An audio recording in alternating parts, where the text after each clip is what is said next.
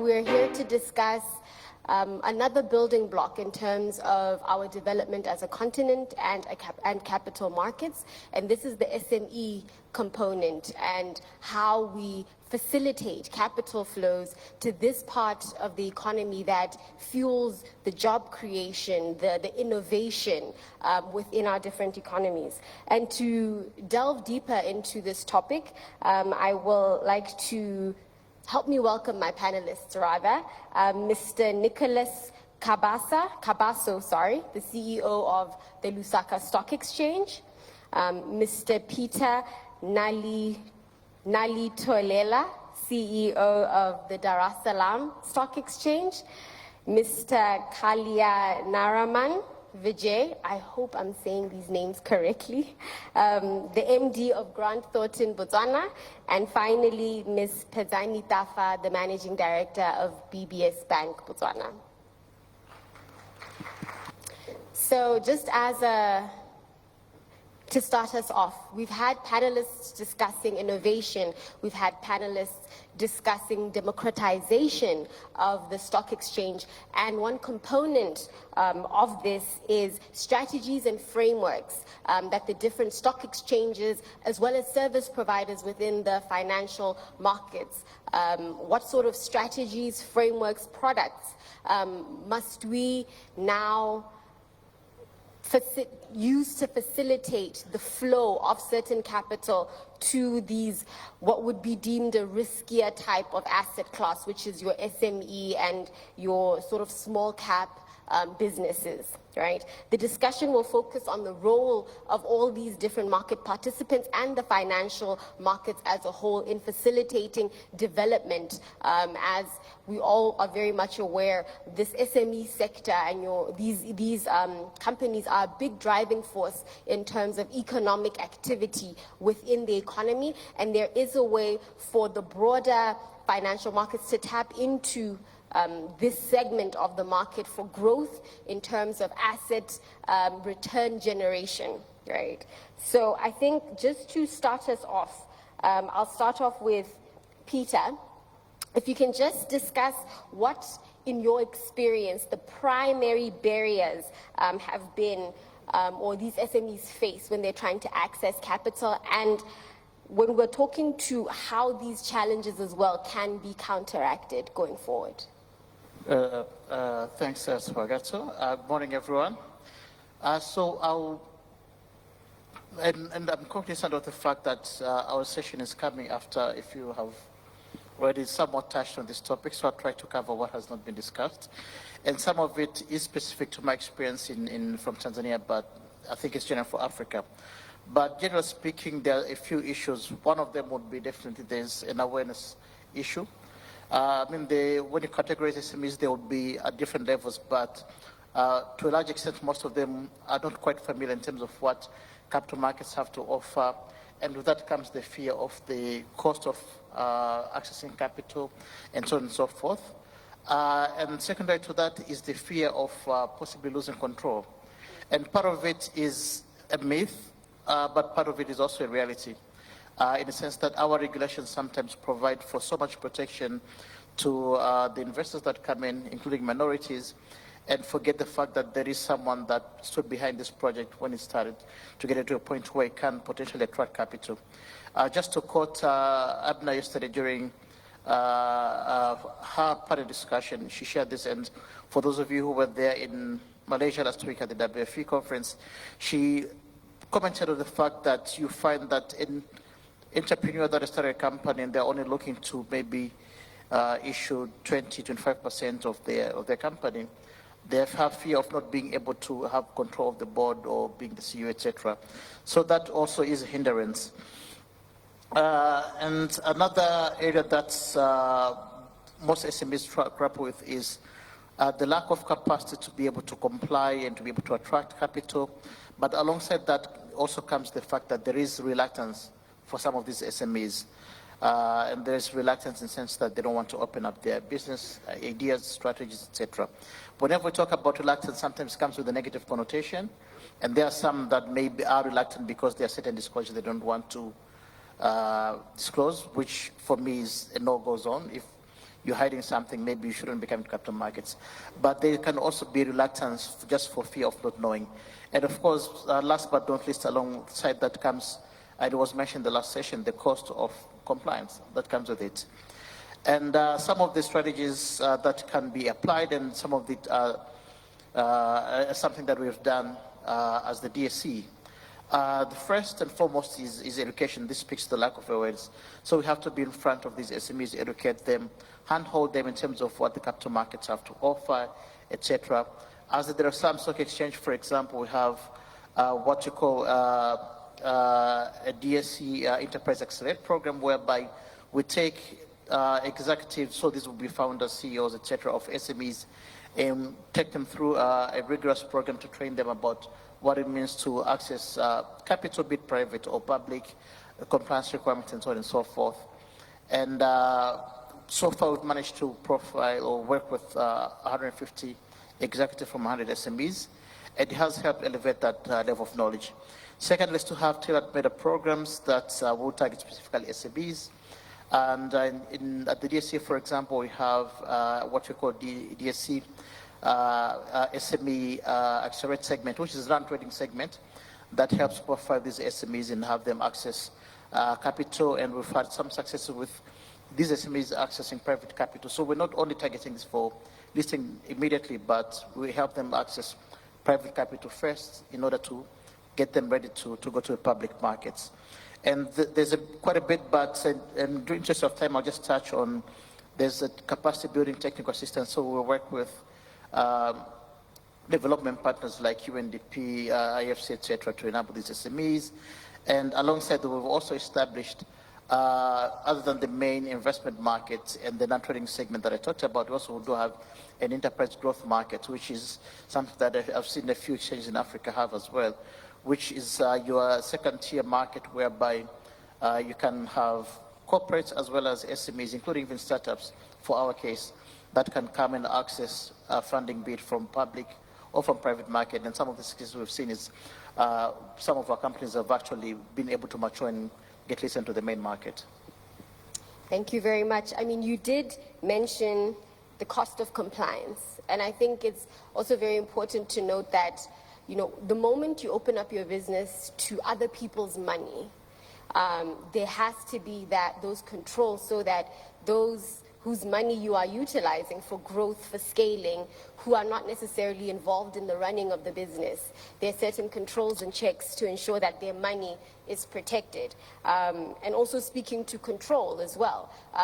You know, when you utilize somebody else's capital, to a certain degree, they'd also want to have not necessarily a say, because there has to be trust in, you know, when you invest in a company, you have to look at the management, look at whether this is who you want to entrust your money with, right? So there is that, those two don't need to not coexist. They can definitely coexist where there is a mutual understanding in that there is some value creation, and we are providing acceleration capital so that we can both achieve our goals, you know. And then I'll just hand over to you, Vijay, I hope you don't mind. How do you, as an advisory firm, right, what sort of strategies do you recommend, especially when we talk about corporatization of SMEs, and how they can then tap into these capital markets, because there are certain expectations once you want to tap into capital markets? Thank you, Sahil, and thanks so much. Good afternoon to all of you. You know, when it comes to SME, what we just see as an important aspect which could be put as an investment is the investment on the management information system requirements. So typically when businesses start, the tendency seems to be more on investing onto the physical infrastructure and the requirements which you can see, and the focus on the internal controls and the focus on setting up the financial reporting seems to take a back step. And that is something which is extremely crucial. And I can tell you, all the funders insist or like the most. The second aspect is the investment done not only in the financial reporting space, across the business, the investment on internal controls, so that one can frankly, if I can say, sit back and relax into focus areas of the business than allowing to live in assumption. Many times when businesses come to us, they leave that aspect to firms like Thornton, which I wouldn't recommend. Have your own investment done and use the practicing firms to support or augment to the next level. Now, the third aspect which financiers certainly look forward to is the story. What's your story? Why are you here? And what's the unique selling point in the business? It's quite important to be very clear about that. Knowing that financiers at times don't have much time to listen to us, it's very important to be very succinct and clear in terms of what's that we need. Of late, as we know, we had discussed in the previous topic, and that's coming in the next panel, is the aspects of investment in terms of sustainability, and how are we going to make sure that the business is just not for today, it's going forward. These are aspects which all come together.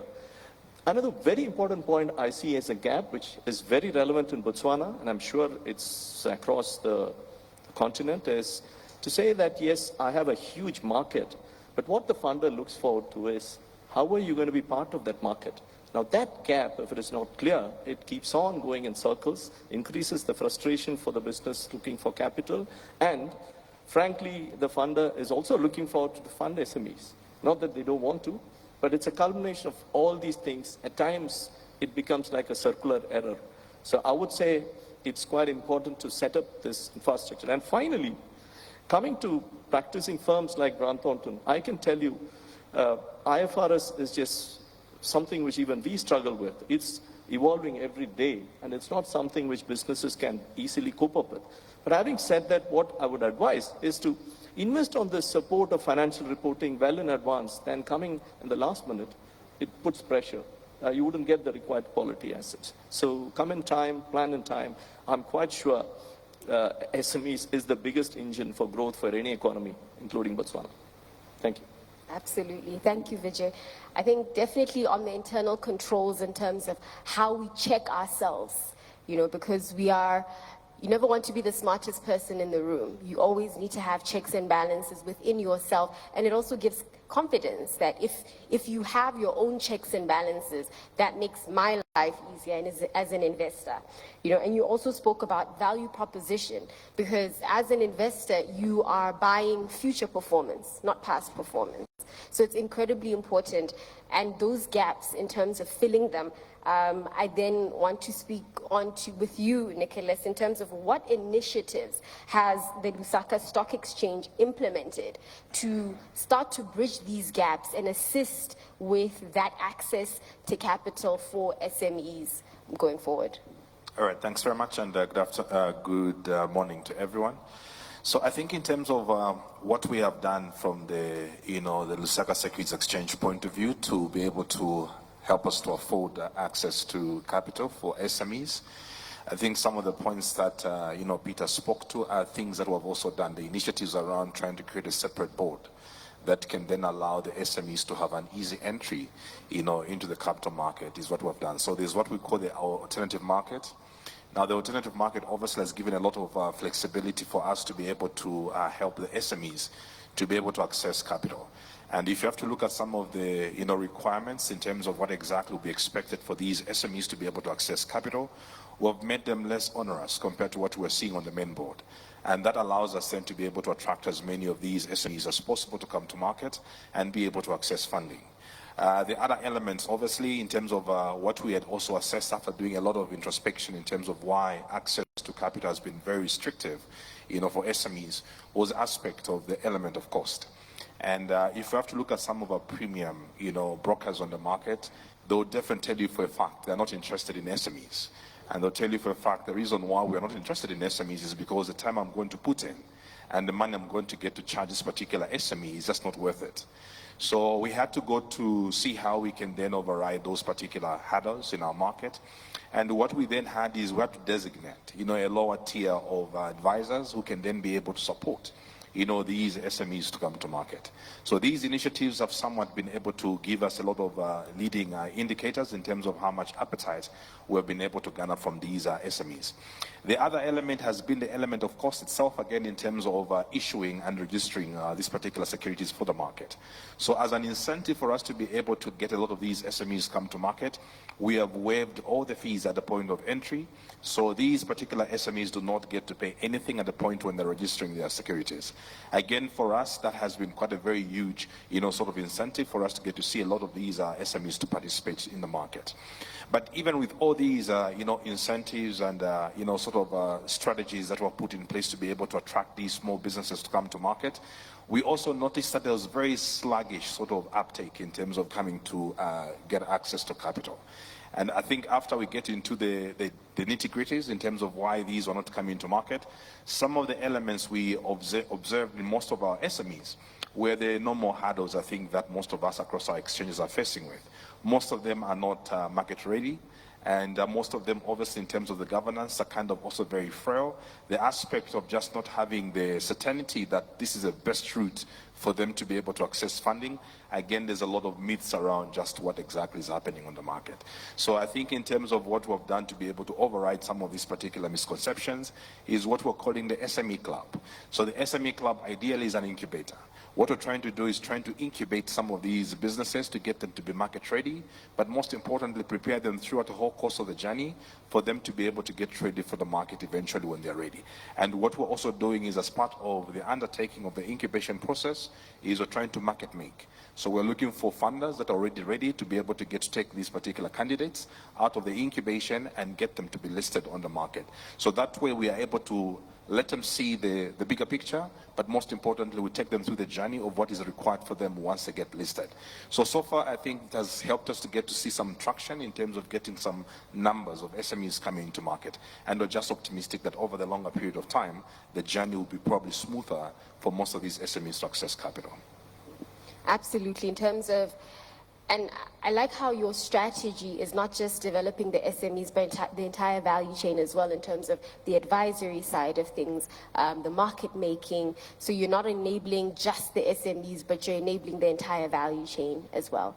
And then I'll just head over to you, Tafa, in that we've had, speaking of listing preparation, the BSE has its own sort of development program, which is the TPD mentorship program. So they do something similar in terms of capacitating, these SMEs to list. So looking to you, Pedzani, could you share your experience as a graduate to a program such as this in terms of your learnings, your key takeaways, the challenges that you faced, but also in terms of now positioning the firm that you run, which is an intermediary in that it's a bank, to say what sort of innovation or products and solutions are you now developing as a bank for this particular sector to also make it easier for them to go through some of the challenges that you have faced? Thank you, and good afternoon, everyone. One of the major challenges that SMEs have is creating a balance between risk, cost, and efficiency. And as a bank, we try and provide solutions that mitigate the issues around cost, around efficiency, and risk. And having gone through the TPD program and engaged and networked with a number of the SMEs, the challenges that they face in order to be able to list are those that have been spoken to by the previous speakers. The training, the cost, the ability to provide information that is required to list, maintaining the proper governance that is then required for them to keep and maintain thereafter once they have listed on the stock exchange. So in terms of the products, therefore, that we as BBS Bank provide, at the most basic form is the wallets. These are accounts that are less onerous in terms of requirements, that enable the SMEs to take that first step into being included in the banking sector.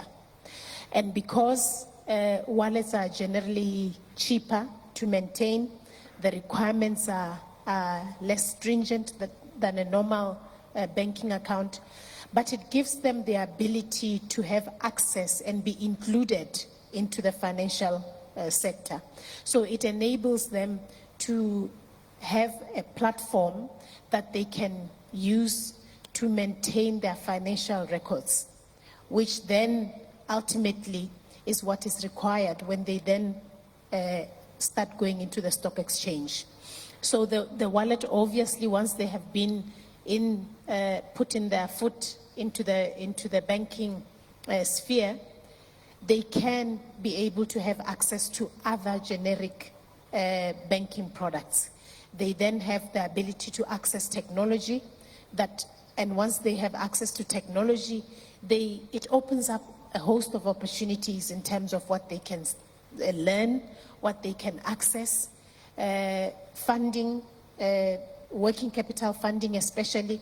Once we are able to see how they operate their bank accounts, that the kind of inflows and outflows that they have, we can at least have the most crude financial information that would be helpful at the time of requiring to list. Most importantly as well, once they are in bank customers, we provide platforms for networking so that they can be exposed to best practice and enhance their knowledge, enhance and broaden their knowledge sphere, to the extent that by the time that they go into listing, at least it's not fearful. One of Peter, I think you spoke about the fact that they tend to be fearful of being involved in the stock exchange and so on. So some of those barriers we would break just by exposing them, being able to network and being amongst banking policies, procedures, and so on. Absolutely. The risk, costs, and efficiency, that's definitely something that really sums up all of the issues that have been discussed here today. And I think between you and Vijay, just to sort of send it back to you guys again in terms of what more needs to be done in terms of the private sector now partnering with exchanges, whether it's as asset managers, as the banking institutions, as advisors. What more do we need to do to keep bridging that gap? Because this is a journey that we're walking. We have initiatives, but what more can be done to keep accelerating this journey? I think a lot can be done, and this is predominantly on exposure. We have the capability to help them with creation of those networks. And as we create these networks, we potentially are creating a market for their products. We are providing training. I mean, when you consider the CPD program, the way that it is structured, where there are different industries that then become participants in the program. So what that means is that you effectively have created a network that you can tap onto. We also need to collaborate to help them absorb the cost, the different costs. In their nature, SMEs don't have enough money to invest in training. So we can then provide some of that training by inviting them to network, to workshops, inviting different experts to come and give them briefs and train them on various aspects of their business.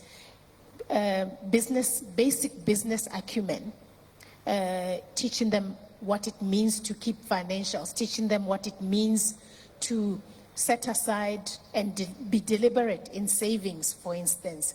So all of that is something that as exchanges and banks, for instance, we can be able to facilitate. Training, and when we talk about financial inclusion, that's exactly it.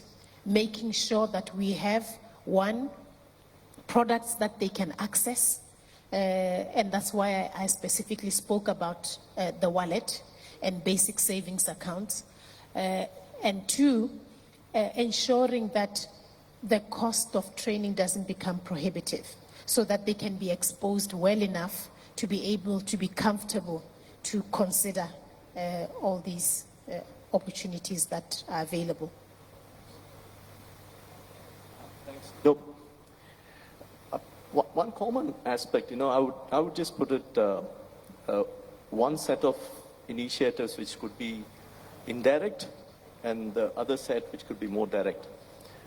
And certainly CPD kind of initiative is something which connects in the middle, both sides. In terms of indirect ones, I've just seen that, for example, recently in the month of October 24, World Bank released a Be Ready, which is the new version of doing business reports, which was released. And practically, it sort of brings out typical challenges businesses face, and it's quite important to take the cue and make sure, for example, regulation.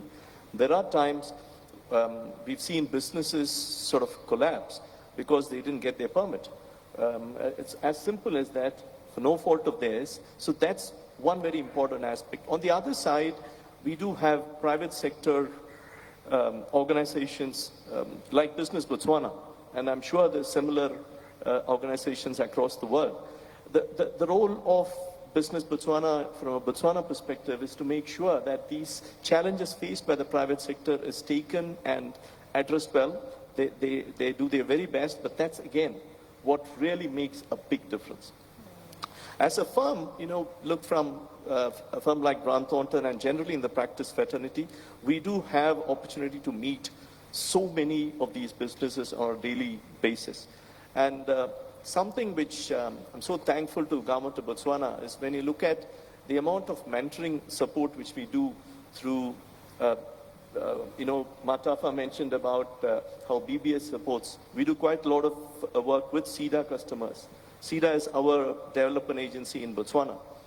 And if you look at each of almost all the financial institutions sitting here have very focused initiatives for SMEs. You name it in the form of Accelerate or the first runner, the story business case. There are initiatives where a story of an SME is just brought out and put in the newspaper, and the magic happens very soon that they suddenly open up. And again, a recent initiative of Women in Tech for technology businesses. All these things, the underlying point which I see is, it is up to the SME to make that step to move forward and access this, then it automatically coming to add. And that's where the gap increases. I don't see it changing unless it's a two-way process. The intention has been exceptionally good in Botswana also, as much as other countries. But the conversion has not been as good because of the connection gaps. And lastly, Government of Botswana has initiated a project called Pusha BW, which is more for our local products done in Botswana. And the magic it's happened for the local suppliers is just unbelievable. And the list is endless, but I'm sure it is the power of implementation for the change to happen. Absolutely. And so just to emphasize Vijay's point, SMEs will never develop without the involvement of the government, because the government's role is to ensure that the fiscal policies, tax regimes are enabling to foster that growth within the SMEs. And in countries that SMEs have really blossomed and done well, you will notice that there was a large involvement of the government. And in its absence, we would therefore be killing a very crucial component of the economy. In fact, SMEs have been said to be the drivers of a country's economy. Therefore, the government does have to be deliberate in that way, and also incentivize the private sector to get involved, because they are generally perceived as high risk. So to mitigate that risk, the government, in my view, ought to be involved. Thank you. Thank you very much. Definitely crafting the solutions, the enabler, which is the government, and also the SMEs themselves, getting themselves fit for purpose to tap into these opportunities. I now want to circle back to Nicholas and Peter.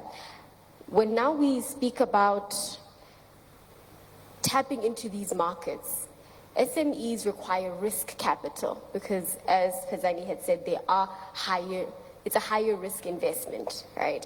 And especially within our local context, we find that the largest market participants are institutional investors who have less of a risk tolerance than may be required to invest in these SMEs. Yesterday we heard regarding, peer-to-peer lending as something that could displace formal stock exchanges, or a disruptor rather. We've seen how mobile money in a number of economies has unlocked banking participation for the broader mainstream market, how it's unlocked investment participation in that mainstream market. So my question then to you is, when you look forward, right, in the next few years, how do you see exchanges within our continent embracing innovation in a way that unlocks this risk capital, which sits with the population, and allowing them the avenue to now channel their money into these SMEs, and you being that linkage? We'll start off with you, Nicholas, and then hand it to Peter thereafter. All right, thanks very much. I think it's a very good question and quite very valid, those observations. We are obviously, as exchanges, have to continue to, reevaluate ourselves in terms of the value that we're creating for our various clientele, both the issuers as well as the investors. I think some of the few things that we need to be closely looking at as exchanges is a very aspect of, speaking to each other. I think hearing Peter speak, he was literally just speaking off my mind. But that just gives you the very fact that as exchanges, we've got very common denominators in terms of problems that we're afflicted with, and even the uniqueness of the challenges are not very much far-fetched. So I think the very fact of collaboration should be very much reinforced. Earlier, I think the lady from Satrix was highlighting the word I wanted to be able to use first, but she went ahead of me. She talked about passporting. And I think those are things that as exchanges we must be able to get to do that. So if we can streamline our listing requirements across board, that becomes easier for us to passport our experiences and also be able to, passport, as it were, the best practices across the market. Because we have to be able to either move ahead of the curve or literally ride the curve as it comes, because that's the only way we can keep our relevance. So that kind of collaboration must be very much reinforced, and passporting becomes an easier way. If our listing requirements can be harmonized, that becomes easier for us to be able to passport experiences, but also passport capital, and help these particular assets become more visible to market. The other element that I must be able to highlight that can just help us to be able to, to get to that end state, I think also is the aspect around how we integrate. Integration obviously around both, our rules as well as our systems, again, becomes quite very much of an enabler, because I think, like you rightfully indicated, everything else is being leveraged on technology. So if our technologies are not speaking to each other and probably are not even, advancing alongside what is happening on the market, we may find ourselves being on the back foot of what's happening on the market. So we have to be very deliberate and intentional to be able to let ourselves leverage technology to be able to unlock that opportunity within our markets. Okay, thank you. So interesting, both Nicholas and I are former bankers, and we both work with Barclays Group. And as a former banker, 12 years as a treasurer, I'll tell you that SMEs always access funding at a premium, even compared to retail in most of our markets. Same is true for Tanzania. And then there's issues that we talked about when it comes to coming to the public market.